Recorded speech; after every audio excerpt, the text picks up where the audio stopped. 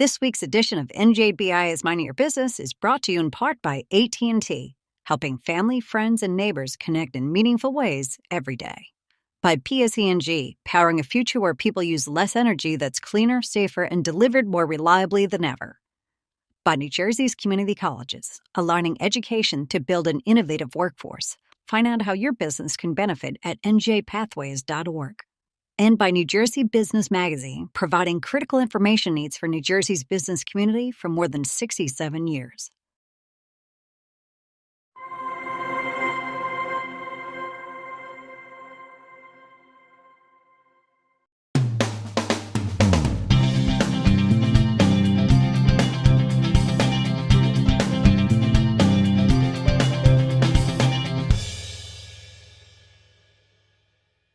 Welcome to NJBI's Minding Your Business. I'm Bob Considine.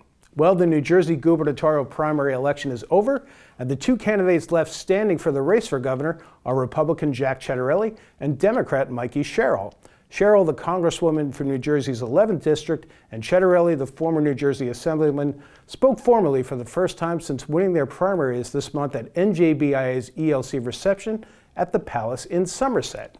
And we join them now in the room of 300 plus to hear what they had to say about their respective approaches to business and New Jersey's economy. Have a look. One of my primary objectives is make New Jersey a better place to do business. I do not want to be the governor of a state that's ranked year over year over year as one of the worst places in the country in which to do business. And in the old days, however you want to define the old days, businesses would look primarily at two things: taxes and regulations. Today, they look at four things: taxes, regulations, labor pool, and energy. And to be quite candid, we're sucking wind in all four. In my opinion, the current administration has been a failure in addressing these issues. In my opinion, there's been no balance in this administration. In my opinion, this administration has not been pro-business. It doesn't celebrate the business community. And so one of the first things that I will do on day one of my administration, first and foremost, we're bringing our state workers back to work. Try getting somebody on the phone. Try getting your issue resolved. I think this government better serves its 9.5 million customers, our citizens, and its 1 million businesses, small, medium, and large, better if we're at work every day working on your behalf. So I've never backed down. I've gotten to work, and it's because of that I have been able to get major priorities passed into law. The Gateway Tunnel Project, flooding remediation funds, and cheaper prescription drugs for families. And I'm running now for governor because I love this state. But I know the challenges. I know the people here. I know the families. So I know that we are ready to chart a different path forward here. We need to take bold action to make our state more affordable by lowering the cost of housing, the cost of utilities, and the cost of health care. We need to boost economic opportunities by reducing bureaucratic barriers and red tape. We need someone who is willing to lead on innovative ideas and answer only to the people of New Jersey.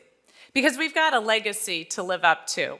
From Thomas Edison to Bell Labs, our innovation state has changed the course of history generation after generation. I'm running for governor to make our state the leader in advanced technology research, development, and application once again. We have some of the most competitive industries and businesses in the entire world, pushed forward by our best-in-the-nation school system and our talented workforce. But we continue to leave a huge amount of economic growth on the table because we impose too many barriers to the business community, and we make it needlessly difficult to grow and to succeed. For example, CNBC has rated New Jersey 44th for the cost of doing business and 48th for business friendliness. I don't have to tell all of you here those numbers because I know many of you have talked to me about your problems and issues trying to navigate our state. It's unacceptable, and I will change it as governor. I think we need better balance when it comes to regulations. We're an over-regulated state. I believe that we can lessen the regulations without screwing the consumer or doing irreparable harm to the environment. Let me say something else about my administration. The answer will not be no, and our state agencies will not be police states or collection agencies. They will be partners. We will help you get to where it is you've got to go in order for you to be successful. Because when you're successful, New Jersey is successful. Let me tell you something else we're going to do on day one of my administration. We will no longer be the only state in the country that does not have a Department of Commerce. This kind of went away in the last years of the Corzine administration and the Christie administration. I think it sends an important signal to the business community of New Jersey that we have a Department of Commerce. I don't need 200 people. I don't need 100 people. I think with a couple of dozen people, we could serve the needs of the economic development needs we have across the state in North, Central, South, and Jersey Shore, because they're all distinctly different with their own attributes, but their own challenges. Small, medium, and large-sized businesses. I think it's important that businesses know that they have a liaison to the executive branch. I think it's important that big businesses, if they're working on very, very large-scale projects, have somebody in my Department of Commerce that can help shepherd things through the various departments so you don't have to work with 4 or 5 different agencies. I'm committed to streamlining and simplifying the state processes through which new businesses can receive their licenses, and I'll overhaul the state permitting process to reduce costs and delays that are holding major projects like housing developments and energy projects back. And we've heard a lot about Pennsylvania because they are on the move. And just next door in Pennsylvania, Governor Shapiro reduced the time it takes for a new business to receive their license by 90%. It's a long past time that we do the same thing here in New Jersey. So let me give you one example. I've heard from numerous businesses who want to expand operations in New Jersey, and they have been forced to go elsewhere because the permitting process to open a new facility involved years of delays and millions in extra cost. They told me about having to mail required documentation to Trenton in 2025 and having no transparency or deadlines on when they would get approved. That business as usual will not cut it for our economy. There's an overdevelopment crisis in our suburbs, and there is an energy crisis, which brings me to something else that you'll see on day 1 of my administration. We are going to recreate something we had under Tom Kean Sr., a Department of Energy. I don't need 200 people. I don't need 100 people. I need 1 or 2 dozen people that are going to work in partnership with me to solve the energy crisis across this state. And so let me be candid as to what that means. I've never been an advocate for wind. I believe it's bad economics, bad energy policy, and bad environmental policy. Natural gas is a very rational bridge to the future for whenever it is the future shows up.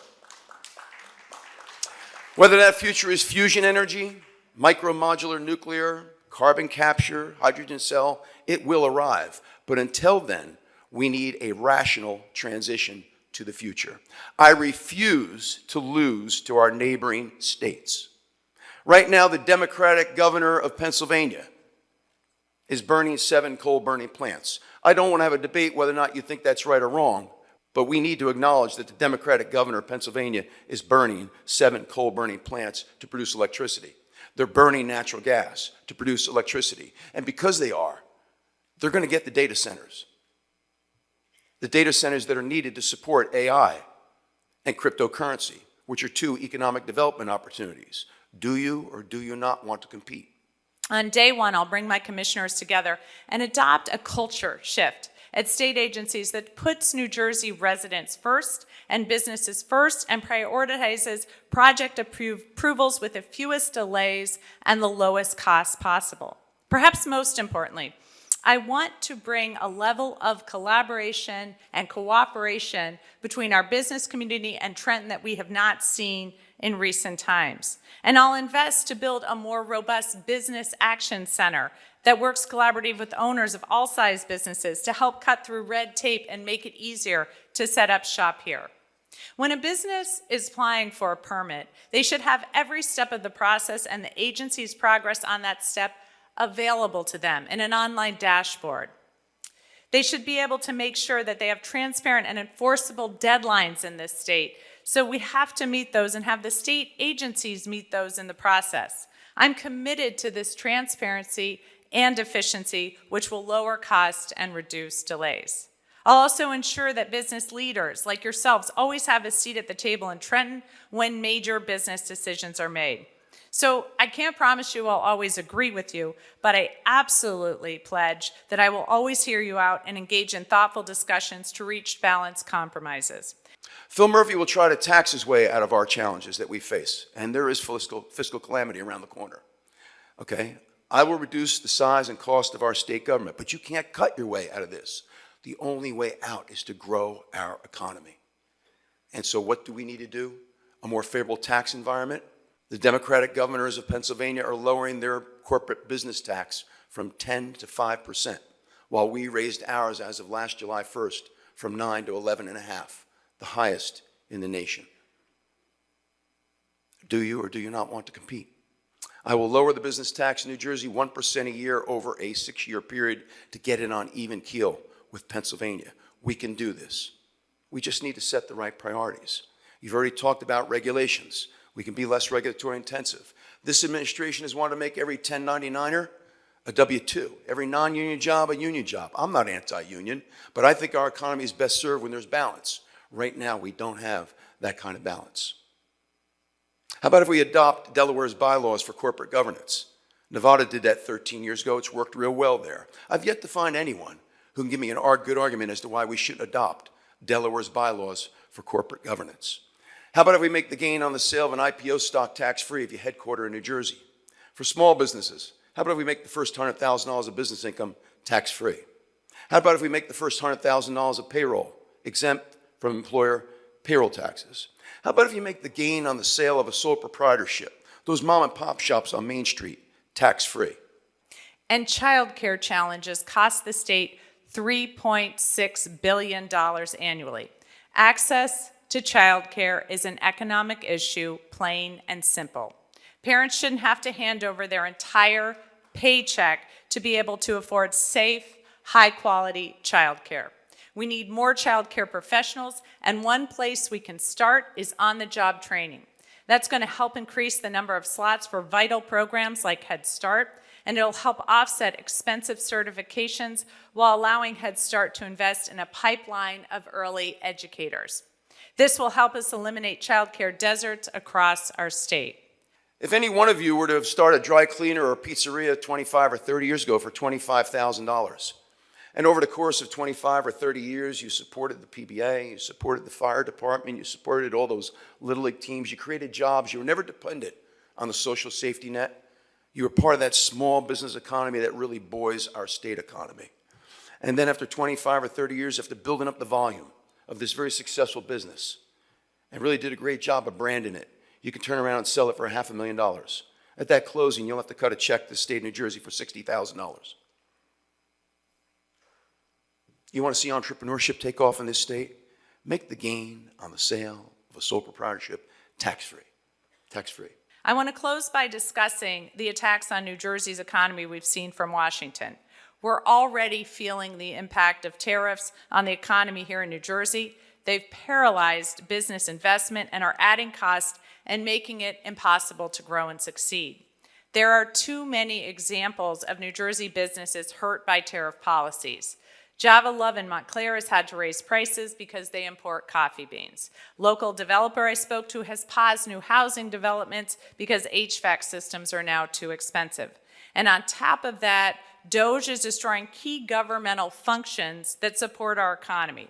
We've seen massive cuts in science and medical R&D, which have historically powered the U.S. economy, especially here in New Jersey. And we're now seeing huge cuts to agencies like the FDA and the CHIPS office within the Department of Commerce that are essential to biotech and manufacturing innovation.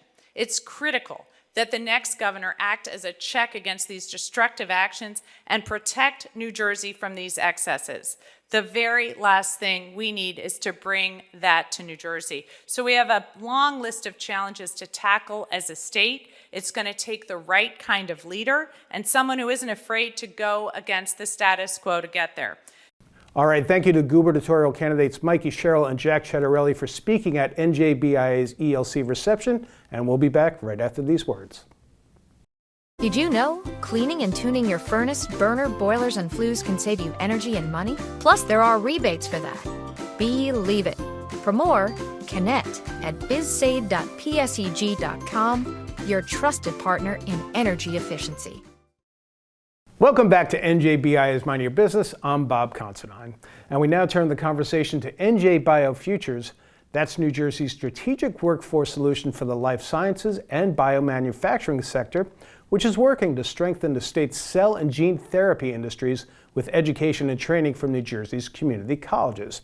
We take you now to the home of the New Jersey Council of County Colleges in Hamilton Township in Mercer County, where we discuss this transformative collaboration with 3 workforce education experts. Have a look. So folks, thank you for meeting us here at the New Jersey Council of Community Colleges headquarters. Beautiful place here. Let's talk about this. Is a really innovative and inspiring collaboration. NJ BioFutures, Conrad, what is it and how does it factor into the New Jersey Pathways Initiative? Thanks for having us. And NJ BioFutures is a collaborative statewide workforce strategy focused on preparing students for a career in life sciences, particularly in cell and gene therapy and biomanufacturing. Right, and that's huge. That is a huge industry for New Jersey. Joni, what makes New Jersey uniquely positioned in the nation and the world to, enhance this innovation? Yes, so New Jersey is home to over 5,600 life science companies, over 700 pharmaceutical, over 300 biotech. So they are all housed here in New Jersey. 8 out of the 10 top pharmaceutical companies live here in New Jersey. Wow, that's amazing. Yeah, so aligning our curriculum with our government and industry is going to be able to allow us to respond to this industry, to the industry needs. Right. It's like one of the things, they say New Jersey's are the medicine chest of the country. Right? So true. Yeah, and Jennifer, what kind of specific training or certification programs has already been launched through NJ BioFutures? Yes, good question. We have developed good manufacturing practices, pharmaceutical aseptic manufacturing and aseptic biomanufacturing. Okay. And all 3 are almost ready to launch. We have 2 underway and a final cert that will launch with the launch of all of our labs. And these trainings are kind of aligned for the industry needs, I guess. Absolutely. Students can go right out and get a job as an aseptic cleaner or a GMP cleaner and get started in the pharmaceutical industry right away. What are some of the resources and tools at each of your schools that are currently available? Conrad? Yeah, so I'll start. Each college has a state-of-the-art training facility. Wow. Right? We've had also a customized curricula that meets the industry needs. That's built by our industry partners or in collaboration with our industry partners. Right. So I'll start with RV and then my colleagues will pick up on where they are. So RV has a clean room that is complete. A little bit of paint and so on left right now, Right. but it's ready to go for the fall. Wow. We have a brand new bio lab. Right. And we've instituted a virtual reality process to help onboard, especially K-12 students, and to give the real-life feel of industry without having to be in industry. So K-12 students can come and see this? Yes. Wow. And we'll talk a little bit about how we are also training high school students for this. Seniors will start in the fall. So we'll talk about a little bit about that. Right. Joni? Yes, at Middlesex. So we have a biotechnology Associate of Science degree where we've had for several years. So we get a lot of students in. So we have a biotechnology lab. They can take up to 16 students to train them in molecular biology Right. techniques. And we are just about to complete this week an aseptic lab. It's a simulation clean room, which will be able to provide these new 3 certifications that are ready for industry. Right. Were you at RVCC before? I was. So you're getting like double the pleasure. Like, And watching where they're going is amazing. Right, right. It's great to be working because we all have a little bit different areas that we're working with, but we're aligning the curriculum. All right. And Jennifer, what about Mercer County? So Mercer County Community College has purchased an aseptic clean room All right. all the way from California. Wow. It has now landed on our Trenton campus, our James Kearney campus. Right. And we are outfitting that lab with state-of-the-art equipment, wrapping it in conjunction with our J&J partnership, and outfitting the space so that it's a place where students can come and learn and hang out. You really get the feel of everything aseptic biomanufacturing. That's amazing. And we're definitely going to get to the J&J partnership. Conrad, how do these programs ensure students are not just graduating with knowledge, but also with like workforce skills that they're going to need? Yeah, so what we're careful about is that we built in an experiential learning process that encompasses what the industry does. Right. Right? We use the same equipment. we're really guided by an advisory board Right. made up of industry partners that's really talking through the competency levels, what the skill that's required as an outcome, and therefore we're able to build that into our curriculum. That's amazing. Yeah. Conrad, the training center at RVCC, it's been there since what, 2017 or something? Yeah, 28. So now this J&J grant is going to increase the space there. Is that what's going to happen? Well, J&J is going to be a part of what extends to the addition. Okay. So we've had support from the county, from both counties, Hunterdon and Somerset County, and the state, and we're adding 22,000 square foot. This bio portion is a part of that extension. So we're adding other programs, That's great. but the main hub of the aseptic bio Mhm. is in that space. Okay. And J&J was able to help us with that construction. So, Joni, it was the recent NJ BioFutures Summit, which I believe was held at Bristol-Myers Squibb in Summit, Yes. February. Yes. So talk about that. You had leaders of education and industry there.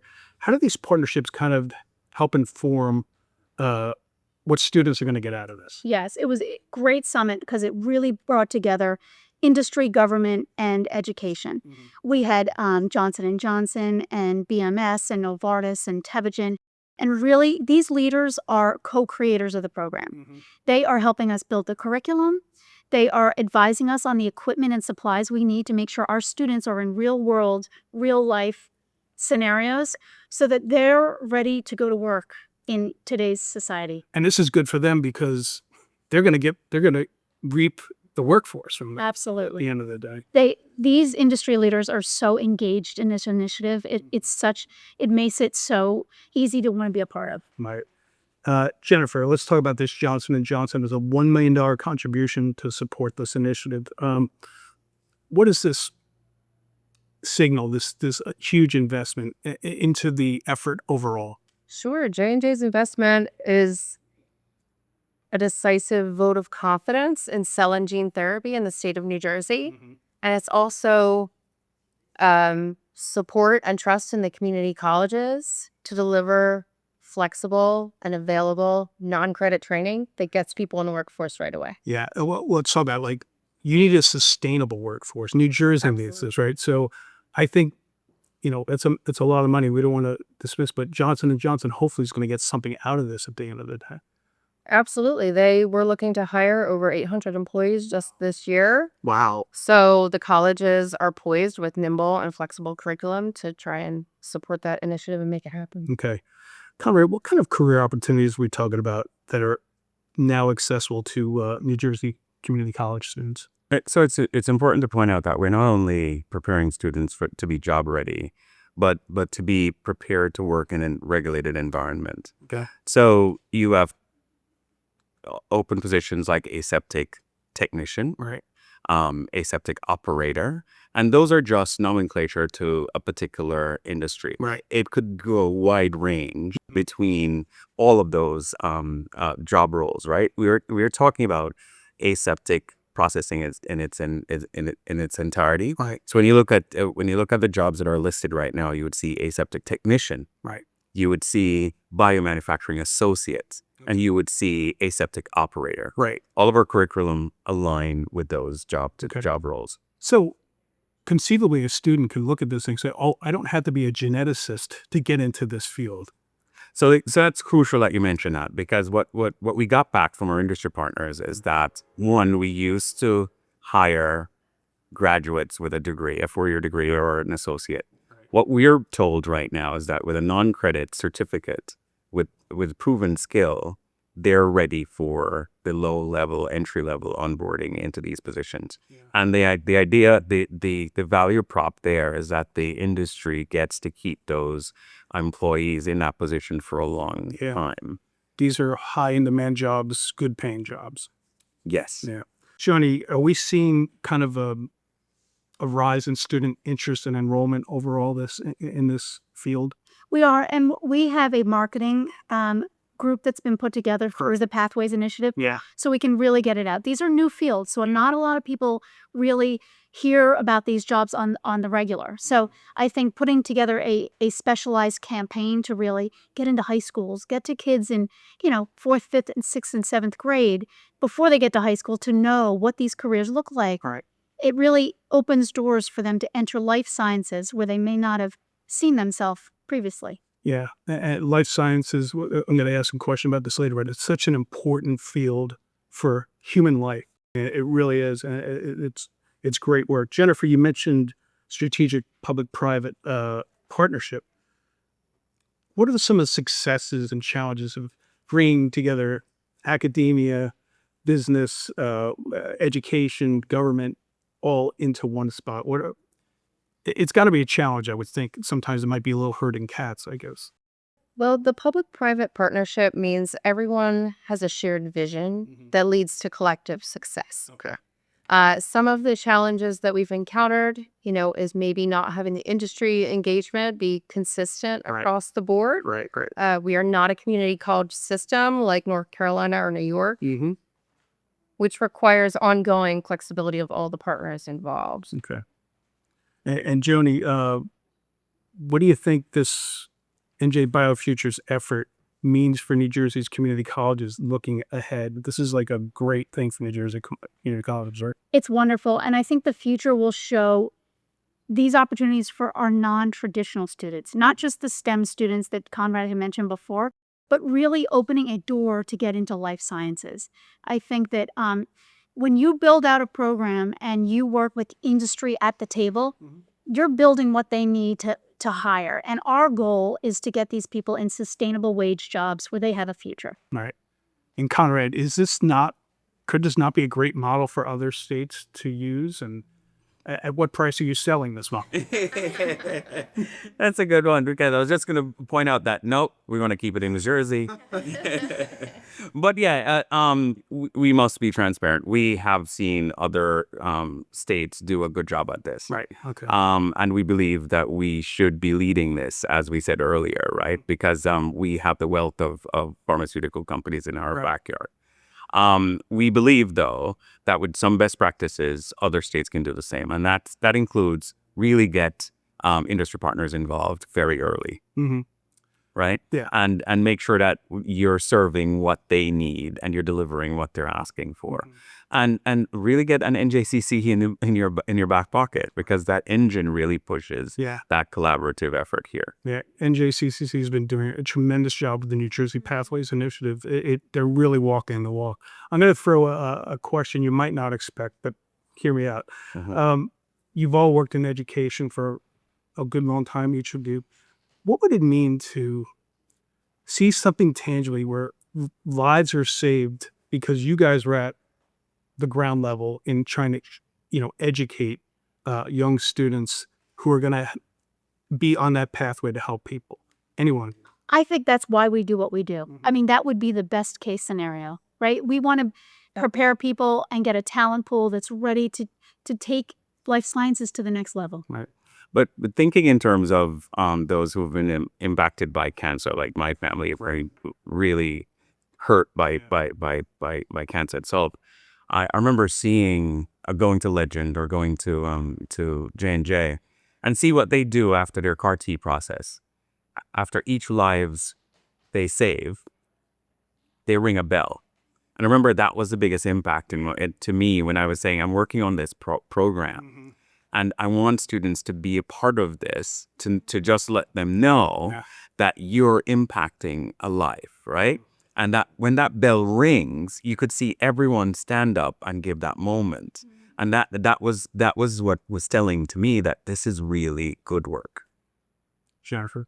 I was going to say the students are, a crucial factor in this because they're the future of cancer saving treatments. And I don't think they really realize that yet. And that's what we're trying to introduce them to. Okay, thank you to Conrad Mercurius from Raritan Valley Community College, Jennifer Kaklamanis from Mercer County Community College, and Joni Cafaro from Middlesex College for that discussion on NJ Bio Futures. And thank you for joining us on NJBI is Minding Your Business. We'll see you next time.